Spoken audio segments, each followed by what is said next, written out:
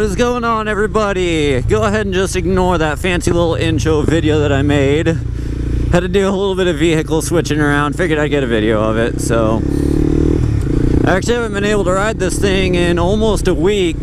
We've had really bad storming going on in this area. We've been having so much rain. And then actually this last Sunday, today's Friday right now, this last Sunday we actually had a tornado touch down here in Lincoln.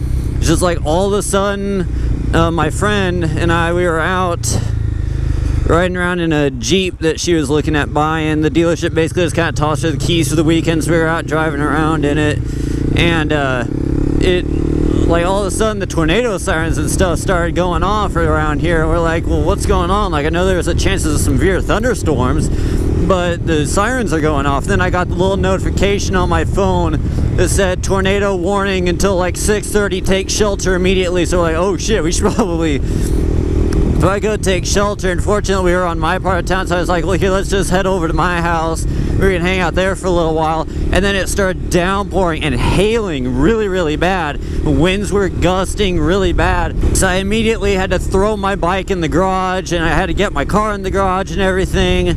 And then, you know, after that, it's just been raining pretty much every single day, and we're fortunate enough to have a break from it, so I'm actually able to do a little bit of riding now. So I'm actually on my way to go see the person whose Jeep that I was riding around in. We went on a little bit of a road trip, and we stopped for snacks at one point in time, and I accidentally left some of my Dots pretzels in her Jeep. And those things are good. You can't just let those things, you can't just let Dots pretzels go to waste. So I'm on my way to go pick them up now, because I'm having a craving for them, and I don't want to have to buy a whole another package of them. So we're going to get them right now, and then I'll actually tell you a little bit about our road trip that we went on right after I get the pretzels. Okay, I'm doing 50 and this guy's like riding my ass. People always love to come flying out of that drive-thru. So okay, these things are the biggest waste of parking. Change my mind. Ooh, that'd be a good build. Ooh, shit. I slid out there a little bit, so we're just gonna kindly ignore that. Give me my pretzels, nerd. Thanks. So, about that road trip. So my friend who had my pretzels, she's a really big Jeep girl, and she's been really wanting to get a Wrangler, and she came across one. It was like a 2014 Polar Edition Wrangler. It was a two-door, and it was in Des Moines, Iowa. So she was really wanting to go look at it because she thought it was really pretty, and she thought it was a pretty good deal and everything. And she knows that I'm, like, you know, a mechanic and everything like that, so she wanted me to go with her to go take a look at it. So we road tripped about 3.5 hours to go see this Jeep. And, you know, we stopped for food a couple times along the way, which is where I got my pretzels from. And so when we get there, you know, I'm kind of taking a look at it. I noticed there's, like, you know, a little bit of body damage on it. Like, I think there was a dent in the bumper. There were, like, a couple scratches on it, which is understandable for, like, a 5-year-old car. So I get underneath it, and, like, it looks like all this, it had 125,000, almost 126,000 miles on, which, I mean, not a terribly big deal. And so, like, as I'm looking underneath it, it looks like all the suspension stuff is probably still original, like original shocks, ball joints, tie rods, stuff like that. And so, like, as I'm looking underneath it, it looks like there's, like, a little bit of oil on the oil pan, kind of maybe like a little bit on the transmission and stuff. And I'm like, hey, maybe there's just like a little oil seep. And I bring that up to her. So this guy from the dealership, he just kind of says, all right, go take it for a test ride. Gave us the keys, so we're kind of driving it around a little bit. And, you know, I'm like running through this stuff, making sure like 4-wheel drive works, all sorts of that, and it looked pretty good. So my friend says, well, here, let's go take it to a mechanic and have him do like an inspection on it, because, you know, if it has to make us a 3.5-hour trip back to Lincoln, you know, we want to make sure that it's not going to like die on us anywhere. We take it to the I forget the name of the mechanic's place, but anyway, so we take it there, and the guy's like, you know, going through the whole inspection on it and everything, and they bring us out there, and they're like, okay, you know, take a look at this. And he wipes his hand underneath the cross member, and his hand is just covered in oil. And he's like, So the little housing that your oil filter screws onto has a crack in it. And he said apparently on some of the Jeep V6 engines, that's a notorious problem. And he said, you know, Mopar is constantly trying to come out with different designs for this oil filter adapter, and all of them are failing. He's like, so there's no aftermarket support for it, so you basically have to get an OEM oil filter adapter, and it is a very big job to install it. He's like, it's going to be about $1,000 in order to get this fixed.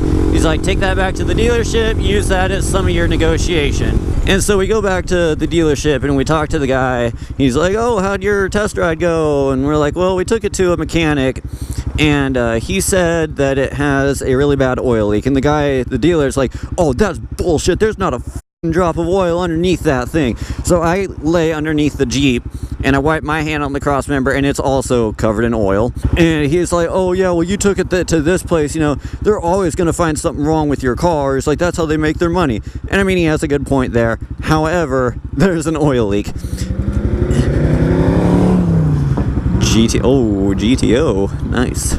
As we're talking with this guy, my friend already had a loan approved through her bank, and they wouldn't accept that loan. They wanted her to go with one of their banks, which had about a 2% higher interest rate. And she's like, that's bullshit. I already have this loan.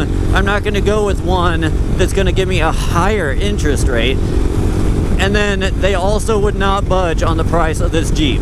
They were asking about $18,900, I think, for this Jeep, which was 5 years old with 126,000 miles on it. Ooh, this, dude. That's some traffic, bro. Well, looks like we're gonna be stuck in bumper to bumper for a moment. Ooh, this guy's flying up. Oh, I know that guy, actually. Oh, and there's Tanner's truck. I used to work with the guy that owned that thing. He doesn't own it anymore. But, so they were asking almost $19,000 for this 5-year-old Jeep with almost 126,000 miles on it. And even though it had an oil leak that would cost $1,000 to fix, they would not budge on the price.